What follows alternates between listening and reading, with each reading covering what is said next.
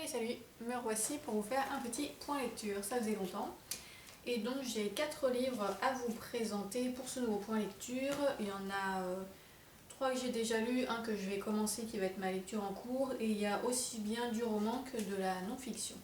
Et puis après ça je vous ferai dans les jours à venir la suite de mon nouveau bookshelf tour.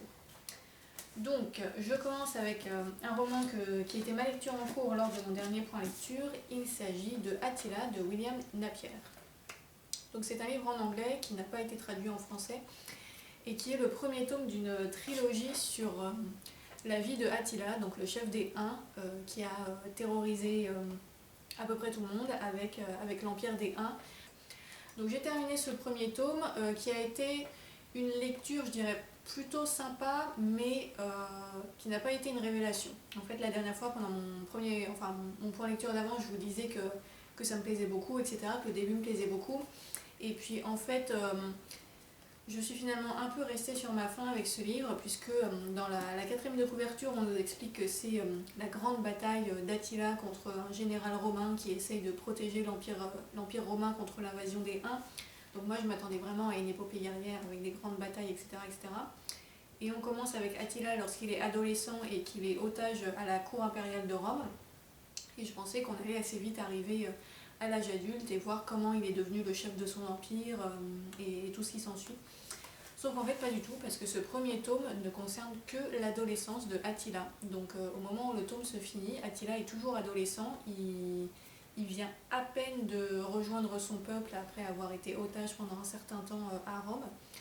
Et donc il a encore rien fait de vraiment spécial. Enfin, il a accompli quelques exploits pendant le livre quand même par rapport à son jeune âge, on peut dire, mais il n'y a pas eu de... Il n'a pas fait de grandes batailles, il n'est pas encore du tout le chef de son peuple, voilà, c'est toujours un adolescent, quoi. Donc c'est un peu déceptif d'avoir présenté dans la quatrième de couverture une histoire de grande bataille, alors qu'en fait il n'y en a pas du tout et que ce premier tome ne concerne que l'enfance du personnage. Bon, du coup, en soi ça rend pas le roman mauvais, mais voilà, c'est un petit peu déceptif. Et puis sinon, alors globalement j'ai bien aimé, c'était un très bon roman d'aventure.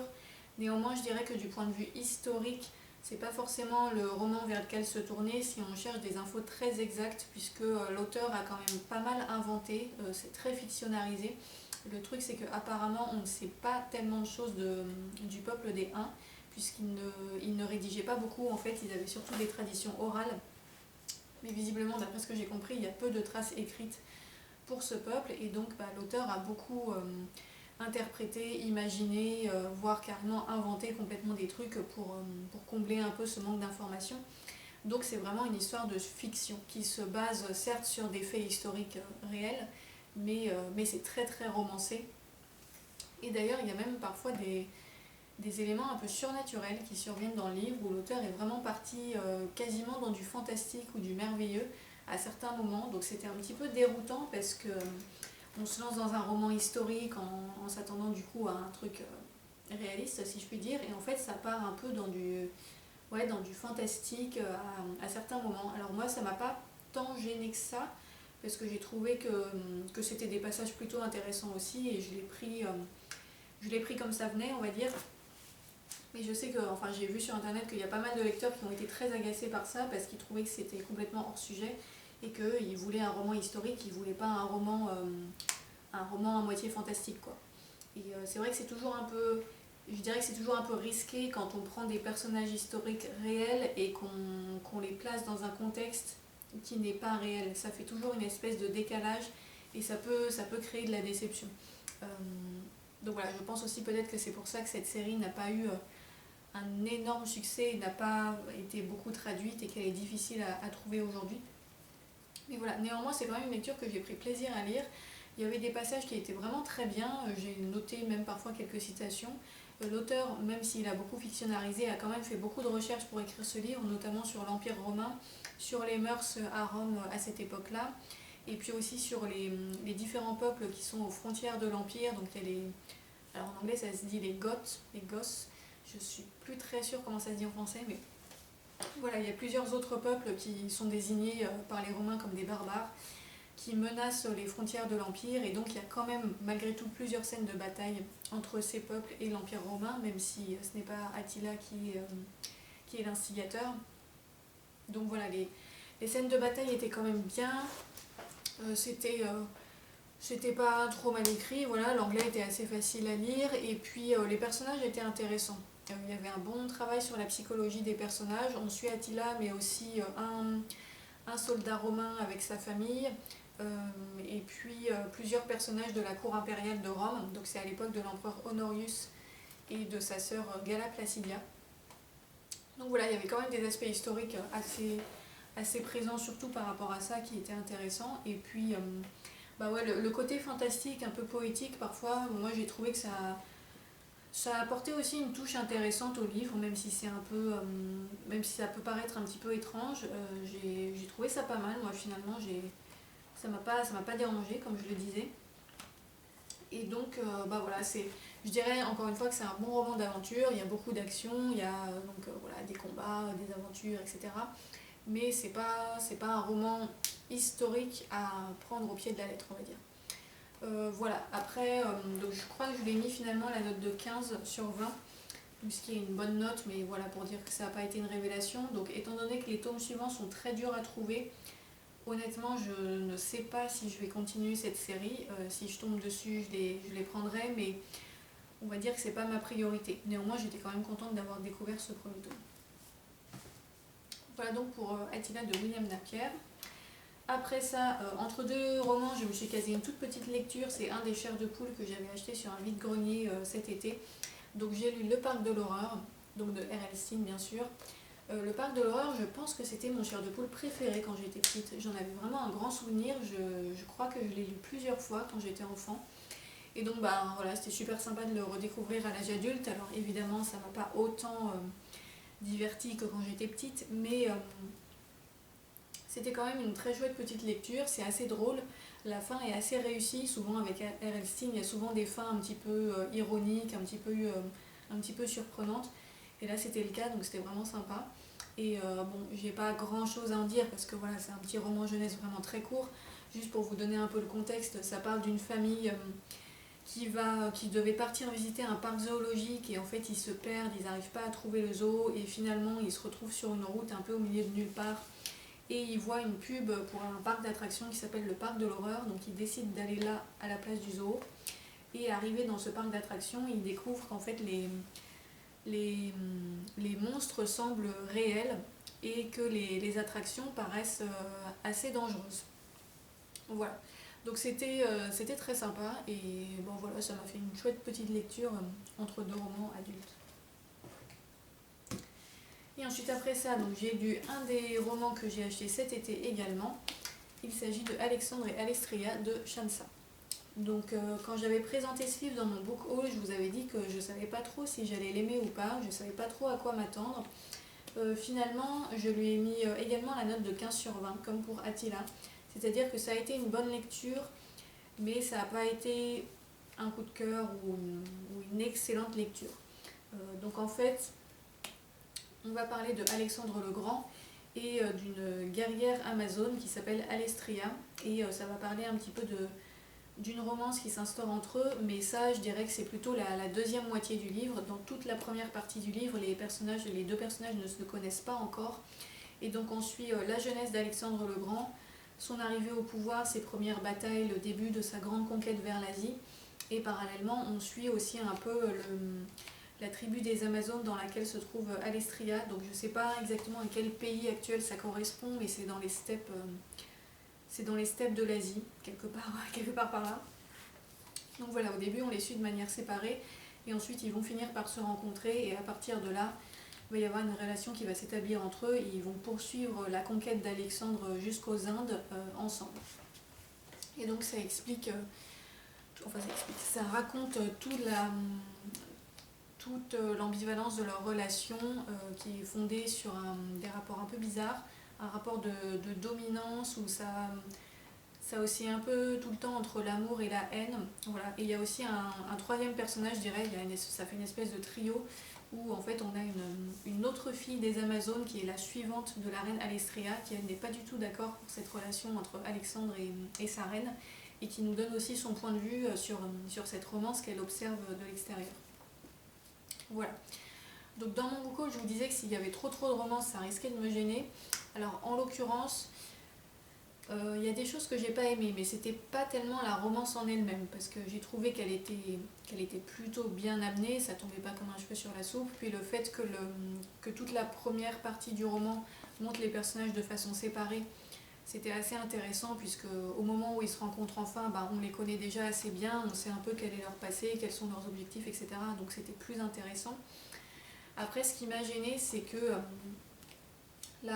en fait, la romance entre Alexandre et Alestria est vraiment hyper toxique. Mais c'était carrément malaisant à lire des fois, parce que Alexandre, c'est un macho ultra possessif, jaloux, violent, dominateur, qui écrase complètement sa compagne, et sa compagne qui à la base est une guerrière très fière, qui n'a pas peur des hommes, qui n'hésite pas à se battre contre eux, etc. Et elle devient très soumise, et vraiment du coup c'était bizarre, quoi. C'était une relation vraiment très très très malsaine. Et alors je sais pas si l'autrice a fait exprès entre guillemets, est-ce que ce roman sert à illustrer à quoi ressemble une relation toxique. Mais bon, si c'était le cas, c'est très réussi, mais du coup c'était pas très agréable à lire honnêtement, parce que moi, ce qui m'intéressait à la base dans ce livre, c'était de voir le personnage d'une femme guerrière, notamment Alexandre le Grand, ça m'intéressait aussi, mais j'étais vraiment très curieux de voir le personnage d'une Amazone guerrière, et de voir comment elle allait s'intégrer dans la conquête d'Alexandre le Grand, etc. Je m'attendais à ce qu'on la voie se battre avec lui ou des choses comme ça. En fait, pas du tout. À partir du moment où elle rencontre Alexandre, en gros, il l'enferme dans sa tente, et ça devient son objet, quoi, sa possession. Et elle se soumet complètement, sous prétexte qu'elle est amoureuse et qu'elle veut lui faire plaisir. Alors je vous avoue que j'étais pas très convaincue par cet argumentaire, et par contre ce qui est intéressant, c'est que sa suivante, Tania, j'ai eu un bug sur son nom, donc sa suivante Tania, elle voit ça aussi, elle voit que Alexandre est vraiment a une influence extrêmement négative sur sa reine, et du coup elle le dit, elle essaye de convaincre sa reine de quitter Alexandre, de ne pas rester avec lui, etc. parce qu'il l'empoisonne complètement.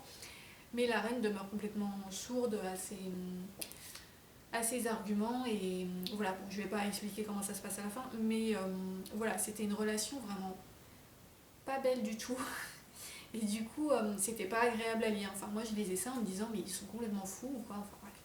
Je comprenais pas je comprenais pas pourquoi Talestria se laissait faire comme ça. Alexandre, il passe vraiment pour le pire des connards dans ce livre, mais vraiment. Alors honnêtement, je ne serais pas étonnée que ça ait été le cas dans la réalité aussi, parce que souvent les grands conquérants, c'était pas des gens très sympas de base. Mais voilà, c'est un personnage quand même qui est assez intéressant, parce qu'il est très ambivalent, notamment le fait qu'on découvre ce qui se passe dans son enfance. En fait, ça explique que dans son enfance, il a été brutalisé, il a été violé, etc. Donc il développe une personnalité un peu tourmentée, troublée. Je pense qu'on peut dire qu'il a quelques troubles psychologiques. Et du coup, une fois devenu adulte, il devient extrêmement violent et sadique en fait. Et du coup, comme c'est raconté à la première personne, on voit vraiment ce qui se passe dans sa tête, le déroulement de ses pensées.